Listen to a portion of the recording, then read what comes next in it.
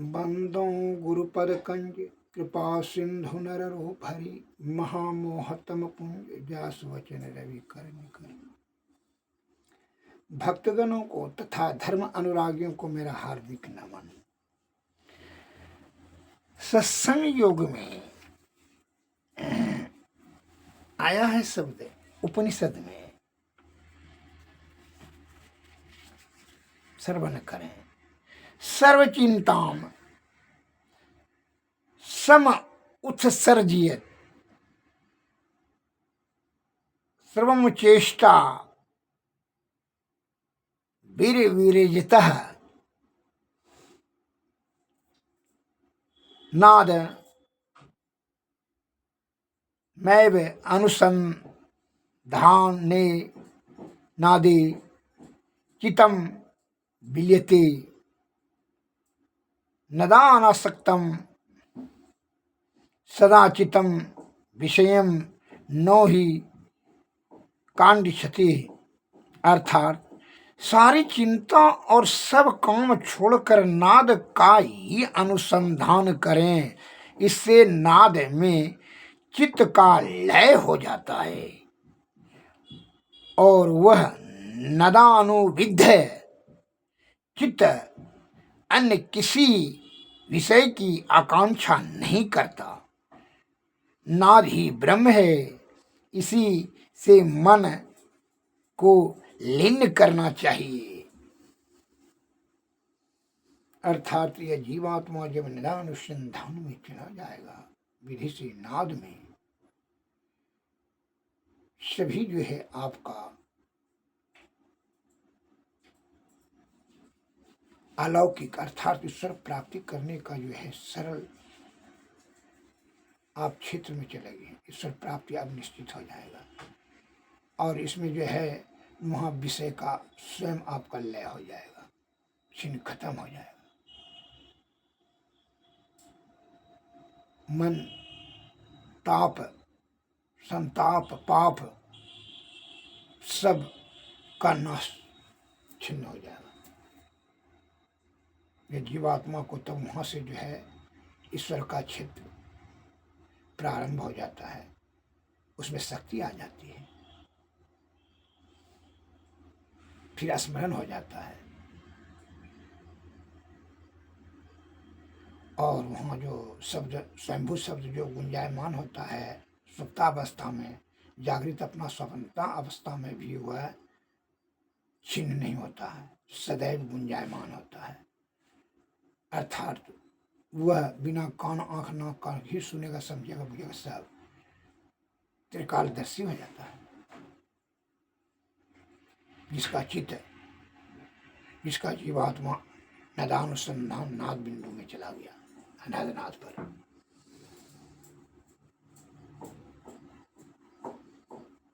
और इसके लिए श्री सद्गुरु महाराज के चरणों का सेवा करके ही ये सभी भी युक्ति को प्राप्त कर सकते हैं।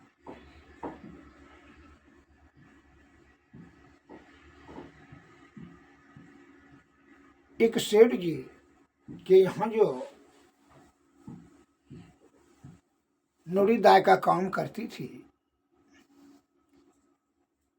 वह सेठ जी के बच्चा को बड़ी प्यार से बाबू भैया बेटा कह करके बड़ी पुचकार भाव से पुचकारती थी, प्यार करती थी, लाड प्यार करती थी।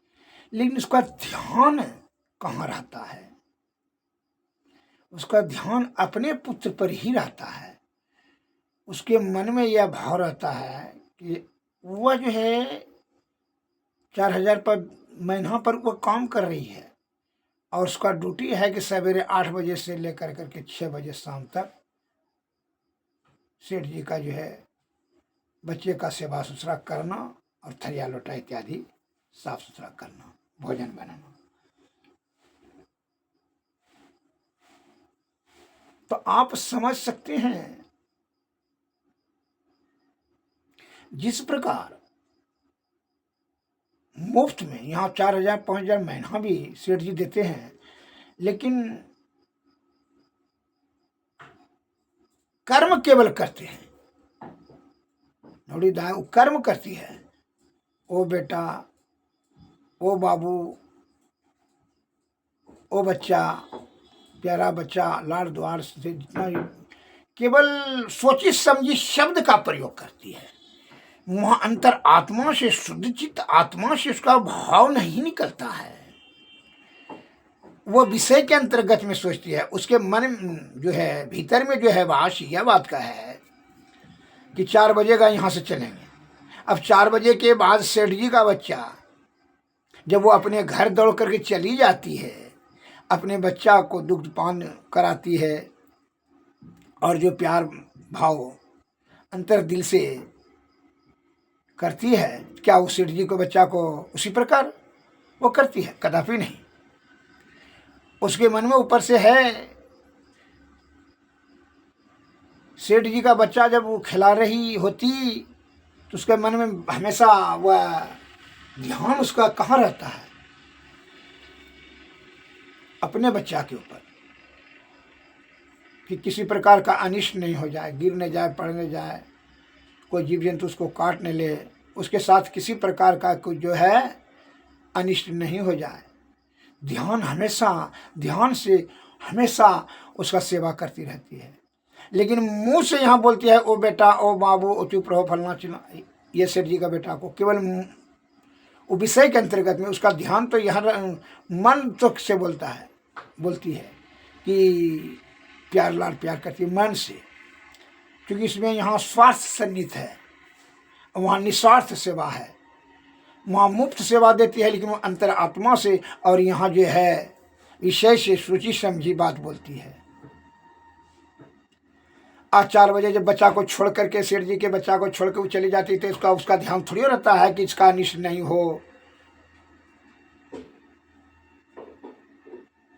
कोई कीड़ा मकोड़ा नहीं काटे या कुछ, उसका पर ध्यान थोड़ी रहती है। उसको तो ये केवल ध्यान रहता है कि 8 बजेगा सवेरे फिर तो ड्यूटी पर जाएंगे, लेकिन उसका बच्चा का ध्यान से वो सेवा नहीं करती है। वो आकर के समय का जो है इंतजार करती है कि जैसे 6 बजेगा बस फिर यहाँ से चले जाएंगे।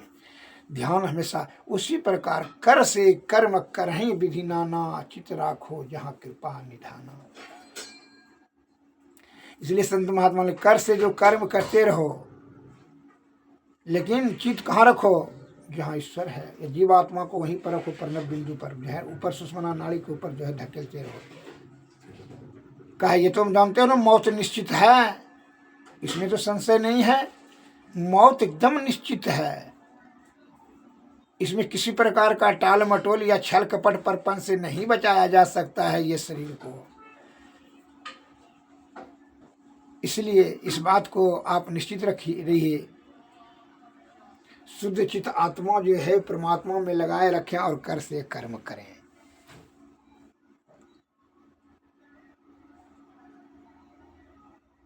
तब क्या हुआ, मरने के समय में भी यह चित्त जो जीवात्मा है ईश्वर में जुटा रहेगा, उससे कांटेक्ट रहेंगे, तो क्या होगा, पुनः फिर आपको मनुष्य तन में मिलेगा।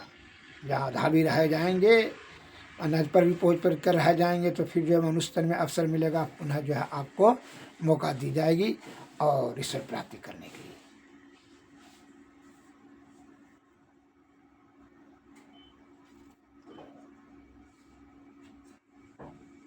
श्री सद्गुरु महाराज की जय।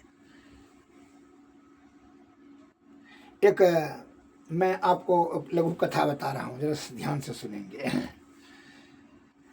एक बीरबल ने जो है मंत्री ने राजा के सामने अपना प्रसन्नता और बढ़ाई लूटने के लिए उल्टा पुल्टा सलाह देने लगा। क्या?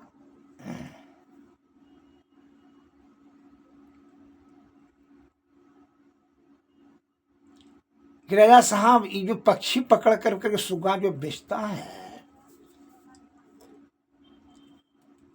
तो राजा साहब बड़ा दयालु थे, उसने ये बात का घोषणा कर दिया कि जो सुगा उगा पक्षी जो है सबको आज़ादी कर दीजिए, जो भाई सुगा पकड़ के रखे हैं आकर के हमारे सामने में खोल दीजिए, 500 रुपया। मंत्री साहब होशियार थे, राजा साहब दयालु थे, भोले भाले थे।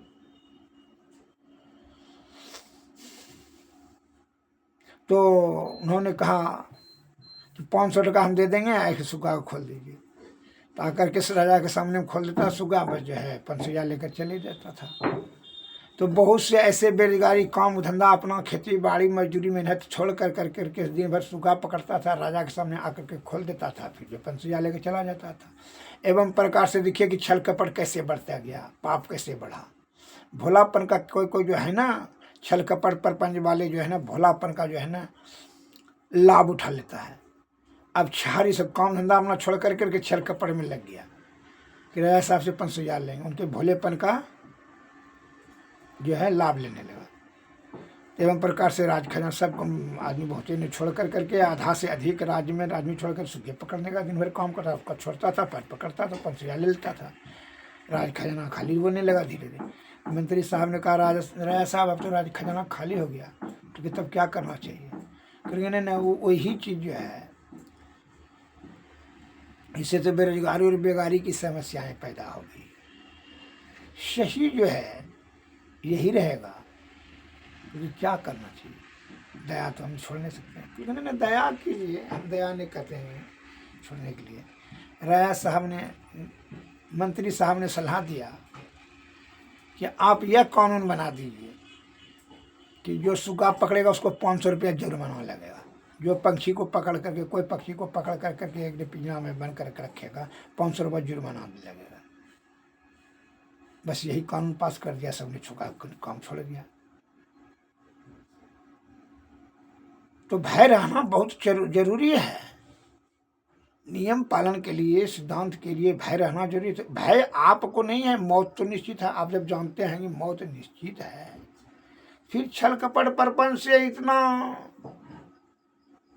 आडंबर पाखंड बेईमानी शैतानी से धन संचय करने, कामनी और कंचन और सुरार सुंदरी के पीछे में समय, जीवन, स्वास्थ्य, संपत्ति और आयु लगाने की क्या खर्च करने की जरूरत है? अरे ईश्वर प्राप्ति में लगा दो।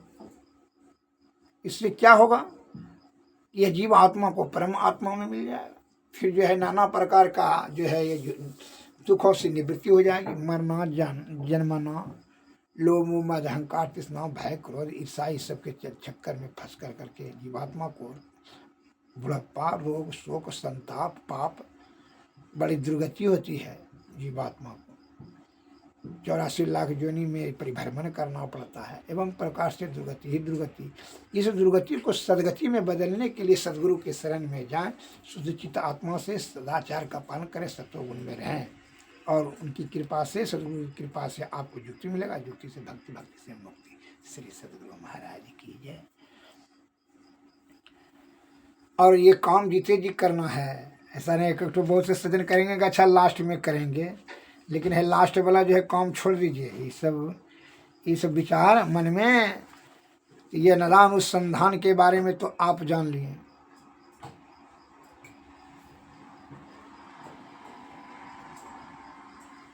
कि नदान अनुसंधान जाने से क्या क्या लाभ है। तो इसके लिए संत वाणी में शब्द आया है कि जीते जी ही ये जीवात्मा को परम आत्मा में लगाने के लिए आप अभी से तैयार हो जाएं।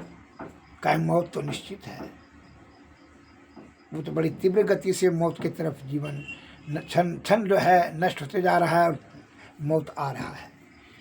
इसलिए कहता है जीवते ही करुआ साधु भाई, जीवत ही करुआ सा, जीवत समझे जीवत बूझे, जीवत मुक्ति गढ़वा सा। साधु भाई जीवत ही करुआ सा, जियत कर्म की फांस न काटी, जियत कर्म की फांस न काटी, मोए मुक्ति की आशा। साधु भाई जीवत ही करुआ सा, तन छूटी जीवे मिलन कहते है, सो सब झूठी आशा। अब हूँ मिला तो तब हूँ मिलेगा, नहीं तो जमपुर वासा। साधु भाई जीवत ही करुआ सा, जीवत ही करुआसा। जीवत समुझे जीवत बूझे, जीवत मुक्ति गणवासा। साधु भाई जीवत ही करुआसा।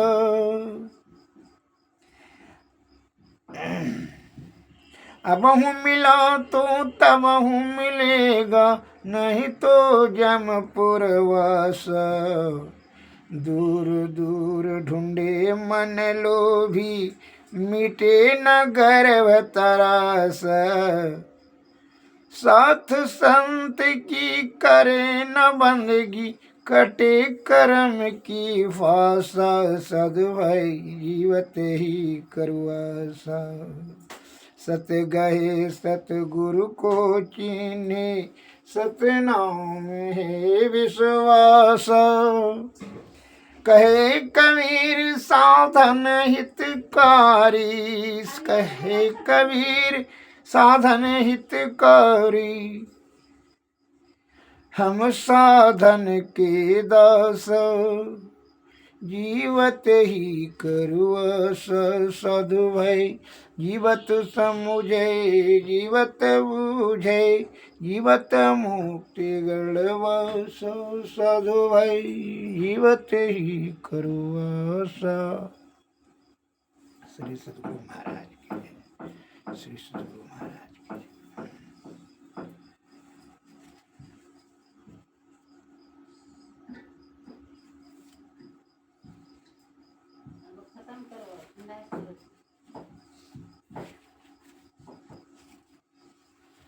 आरती तन मंदिर में कीजिए, दृष्टि जुगल कर सन्मुख दीजिए। चमकै बिंदु सूक्ष्म यति उज्ज्वल, ब्रह्म ज्योति अनुपम लख लीजिए। जगमग जगमग रूप बरमंडा, निरखी निरखी ज्योति तज दीजिए। शब्द सूरत अभ्यास सरल तर, करी सार शब्द गही लीजिए। ऐसी जुग काया गढ़ त्यागी, भव भ्रम भेद सकल मल छीजे। भव खंडन यारति यह निरमल, करिमेहि अमृत रस पीजे। आरती तन मंदिर में कीजिए, दृष्टि जुगल कर सन्मुख दीजिए। श्री सद्गुरु महाराज की जय। श्री सद्गुरु महाराज की जय। सद्गुरुवे नमः। सद्गुरुवे नमः। नमस्कार।